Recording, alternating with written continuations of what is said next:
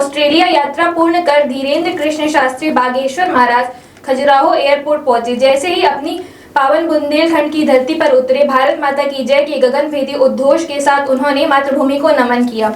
Airport पर बागेश्वर महाराज का भव्य स्वागत पुष्पमालाओं के साथ किया गया।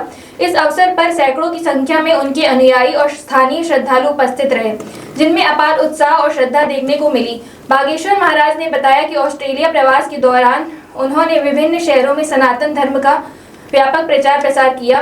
सिडनी ओपेरा हाउस तथा parliament of New South Wales जैसे प्रतिष्ठित स्थलों पर उनके प्रेरणादायक उद्बोधनों ने अंतर्राष्ट्रीय मंच पर भारतीय संस्कृति और सनातन मूल्यों का गौरव बढ़ाया। इस दौरान ऑस्ट्रेलिया में रह रहे सनातन धर्मावलंबियों ने उनका भव्य स्वागत किया और उन्हें विभिन्न स्थानों पर सम्मानित भी किया गया। अपनी यात्रा के अनुभव को साझा करते हुए बागेश्वर महाराज ने इसे अत्यंत सफल, प्रेरणादायक और संतोषजनक बताया।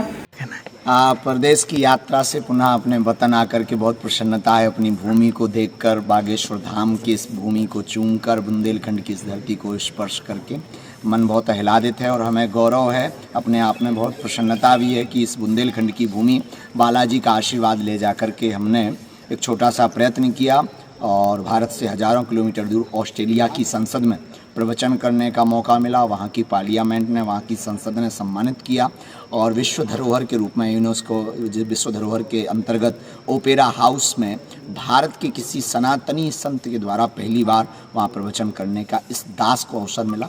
ये सनातनियों की जीत है, ये सनातनियों की विजय है, ये हिंदुओं की विजय है। ये सनातन का नया अध्याय भारत स्वर्णिम युग में लिख रहा है। ये नया भारत है। सरकार की बात अच्छी थी। अपोजिशन ऑफ हेड भी आई थी और वहाँ के बहुत से मेंबर ऑफ पार्लियामेंट अंग्रेज आए थे। उन्होंने प्रवचन भी सुने और भारत और ऑस्ट्रेलिया के रिश्ते बहुत मधुर हैं और हमने यही प्रार्थना की कि जो वो नेचर के लिए, प्रकृति के लिए कर रहे हैं और वैश्विक शांति की आवश्यकता है, वो वैश्विक शांति सनातन में है और वो सनातन भारत में।